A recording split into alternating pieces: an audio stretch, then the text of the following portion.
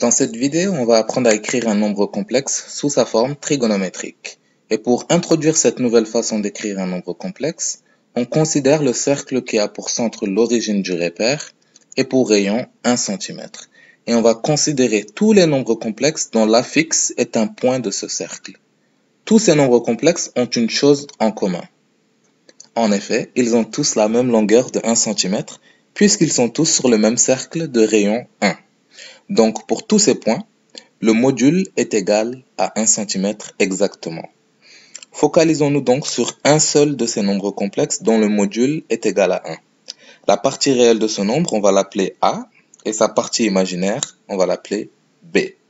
Et on va finalement dénoter θ, l'argument de ce nombre complexe, et on va essayer de déterminer le cosinus et le sinus de l'angle θ pour voir ce qui se passe. D'abord le cosinus.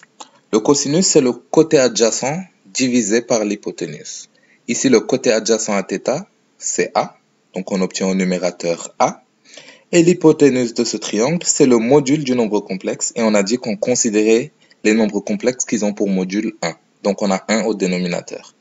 Et divisé par 1, c'est simplement ne rien faire, donc on obtient le coefficient de la partie réelle est égal au cosinus de l'argument, cosinus de θ est égal à A.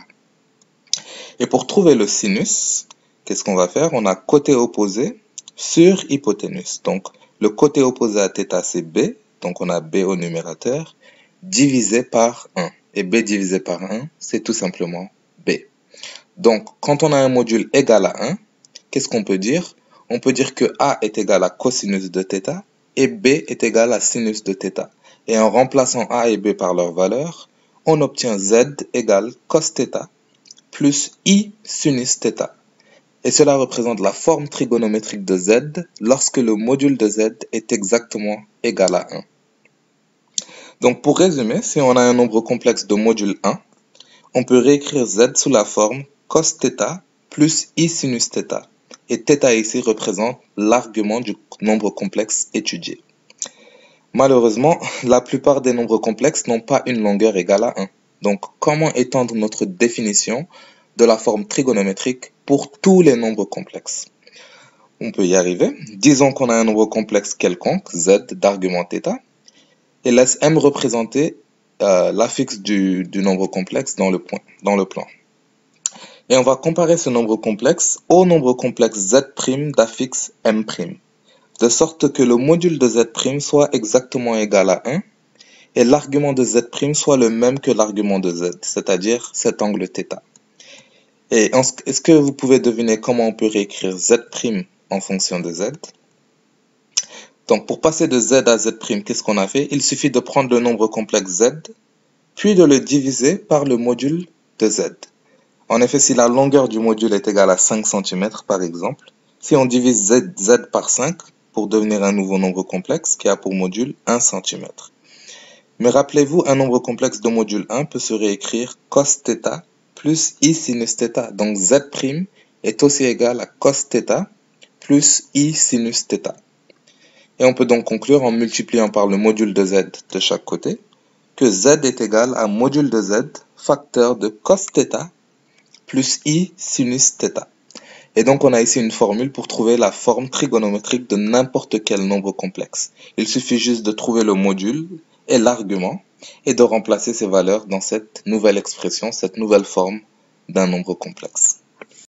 On va donc résoudre la question suivante qui nous dit d'écrire ce nombre sous sa forme trigonométrique. Et on connaît la formule, c'est module de Z facteur de cosinus θ plus I sinus θ, où θ représente l'argument de Z, donc l'angle que Z fait avec l'horizontale. Donc on a ici un nombre complexe, donc la chose naturelle à faire c'est de faire un repère complexe. Donc on dessine la partie réelle et la partie imaginaire. Et la partie réelle de Z c'est racine de 3, donc on va mettre racine de 3 ici. Sa partie imaginaire c'est 1, donc on place le point Z ici. Et disons que l'affixe de Z c'est M, donc on a ici le point M, Z. Et l'angle θ ici représente l'argument de notre nombre complexe Z. Cette longueur donc est égale à 1. Et donc pour trouver le module de Z, on va juste appliquer le théorème de Pythagore. On a racine carrée de la partie réelle au carré, donc racine de 3 au carré, plus la partie imaginaire au carré, donc plus 1 au carré. On va développer et simplifier, donc racine carrée de racine de 3 au carré, c'est tout simplement 3, et 1 au carré est égal à 1. Donc on a racine de 3 plus 1, donc racine de 4, et racine de 4 est égale à 2, et on obtient module de z égale à 2. Donc on a fait la première partie de cet exercice, maintenant il faut trouver l'angle θ. On sait que la tangente de θ est égale à quoi? Au côté opposé à θ, donc 1 dans notre cas, divisé par le côté adjacent à θ, et ici, le côté adjacent est égal à racine de 3. Donc, quel angle a pour tangente 1 divisé par racine de 3? C'est un de nos angles remarquables. Et on doit se rappeler, d'après notre tableau trigonométrique, que θ ici est égal à 30 degrés, ou bien pi sur 6, si on l'écrit sous forme de radian. Donc, on a ici la valeur de module de z et la valeur de l'argument. Et donc, on peut réécrire z sous sa forme trigonométrique. Z est égal donc à module de z, qui est égal à 2 dans notre cas, facteur de cosinus θ, donc cosinus de pi sur 6, plus i sinus θ, donc plus i sinus de pi sur 6. Et cela représente en effet la forme trigonométrique de ce nombre complexe. Elle est assez différente de la forme algébrique, comme vous pouvez le voir.